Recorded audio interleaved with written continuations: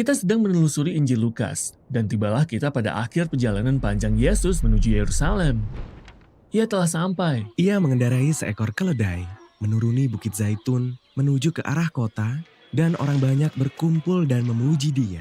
Diberkatilah dia yang datang sebagai raja dalam nama Tuhan. Mereka menghamparkan jubah mereka di hadapannya. Mengapa Yesus diperlakukan seperti raja? Begini, nabi-nabi Israel zaman dahulu berjanji bahwa suatu hari nanti Allah sendiri yang akan datang untuk menyelamatkan umatnya dan memerintah atas dunia. Pada saat yang lain, para nabi juga berkata bahwa seorang raja akan datang ke Yerusalem untuk menegakkan keadilan dan perdamaian. Jadi Yesus sedang membangkitkan semua harapan bahwa ialah raja itu dan semua orang sangat bersuka cita. Tapi tidak semua bersuka cita. Para pemimpin agama menganggap Yesus sebagai ancaman terhadap kekuasaan mereka. Jadi mereka tidak senang. Namun, yang lebih mengejutkan, Yesus sendiri merasa gelisah. Yesus sebenarnya menangis saat ia berada di atas keledai. Mengapa ya? Karena Yesus dapat melihat apa yang akan terjadi.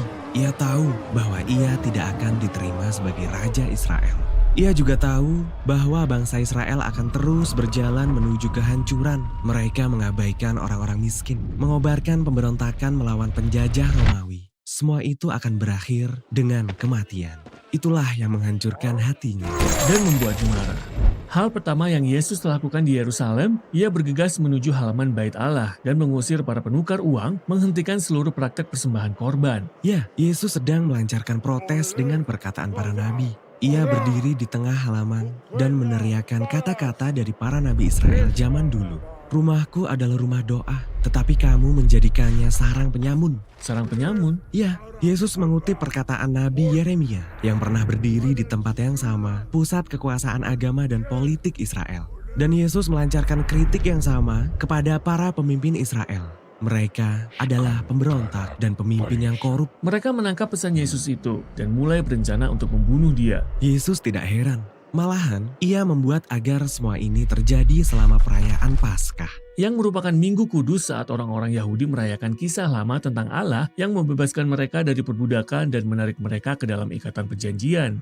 Jadi, Yesus menggunakan lambang-lambang Paskah untuk mengungkapkan makna kematiannya yang akan datang. Roti yang dipecah-pecahkan melambangkan tubuhnya yang dikorbankan. Dan anggur melambangkan darahnya yang akan mengikat perjanjian yang baru antara Allah dan Israel. Yesus akan mati bagi umatnya dan membuka jalan baru ke masa depan.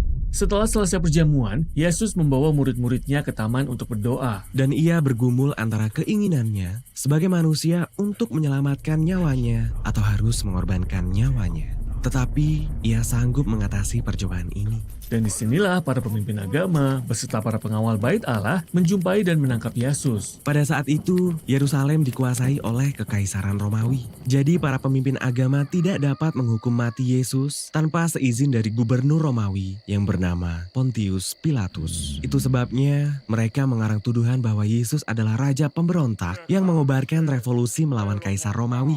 Pilatus bertanya kepada Yesus, "Engkaukah raja orang Yahudi?" Dan Yesus menjawab, "Engkau sendiri yang mengatakannya." Pilatus dapat melihat bahwa Yesus tidak bersalah dan ia tidak pantas dihukum mati. Namun para pemimpin agama itu tetap bersikeras bahwa Yesus adalah orang yang berbahaya. Jadi mereka mencoba bernegosiasi. Pilatus akan membebaskan pemberontak yang sebenarnya melawan Roma yang bernama Barabas sebagai gantinya Yesus. Jadi orang yang tidak bersalah dihukum menggantikan orang yang bersalah. Yesus digiring bersama dua penjahat lainnya dan ia dipakukan ke alat hukuman Romawi dan orang-orang mengolok-olok dia. "Hei, jika engkau adalah Raja Mesias, selamatkanlah dirimu dan kami."